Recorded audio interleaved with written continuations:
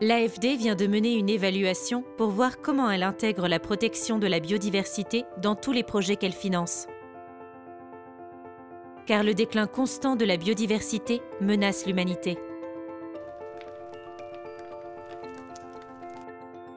Aujourd'hui, un quart des espèces animales et végétales sont en voie d'extinction. Un constat alarmant qu'ont lancé en mai 2019 les scientifiques de la plateforme intergouvernementale sur la biodiversité et les services écosystémiques. Selon les experts, il est encore possible d'agir, à condition de mettre en œuvre dès aujourd'hui des changements profonds, dits transformateurs, pour restaurer et protéger la nature. Et si on inversait la tendance? Mais par quoi commencer? L'important, ce sont les changements transformateurs, ceux qui contribueront à restaurer et protéger la nature. Depuis longtemps, l'AFD évalue et réduit les impacts négatifs sur la biodiversité des projets qu'elle finance. Mais pour aller plus loin, sa récente évaluation montre qu'elle doit développer les projets à co-bénéfices positifs pour la biodiversité, quel que soit le secteur. Accès à l'eau potable, transport, industrie, urbanisation, agriculture, énergie et même finance.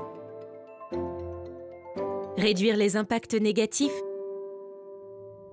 D'accord, mais comment? Pour chaque projet, une marche à suivre. Dès leur conception, il est possible d'éviter les atteintes à l'environnement, de réduire celles qui n'ont pas pu être évitées et enfin de compenser les impacts qui subsistent. Prenons comme exemple la construction d'une route à travers une zone humide. Pour limiter son impact environnemental, il suffit de contourner au maximum cette zone. On réduit ensuite les impacts des travaux en empêchant la pollution par un barrage, en stockant les déchets et en restaurant la zone de chantier en zone naturelle une fois l'intervention terminée. Enfin, pour les impacts qui n'ont pas pu être évités, il est possible de créer une zone humide d'une surface supérieure à celle impactée par le projet. Plutôt simple, n'est-ce pas? Malheureusement, le souci de rentabilité fait percevoir cette démarche comme un frein plutôt qu'une solution. Mais l'évaluation a montré que l'AFD pourrait développer plus de projets à co-bénéfice et engager de vrais changements transformateurs. Quelles sont les options? Pour cela, elle doit favoriser les solutions fondées sur la nature dans des secteurs où elle a fortement investi: énergie, transport, eau et assainissement. Il s'agit d'utiliser les services gratuits rendus par les écosystèmes. Pourquoi ne pas se servir par exemple de zones humides de lagunage plutôt que de construire une station d'épuration classique en béton? Ou créer de nouveaux espaces verts en ville, des toitures végétalisées, des revêtements absorbants pour les sols, au lieu de construire des digues ou des barrages pour lutter contre les inondations? Une coalition de pays doit impérativement s'engager à ce que des efforts sans précédent soient faits pour développer des solutions fondées sur la nature.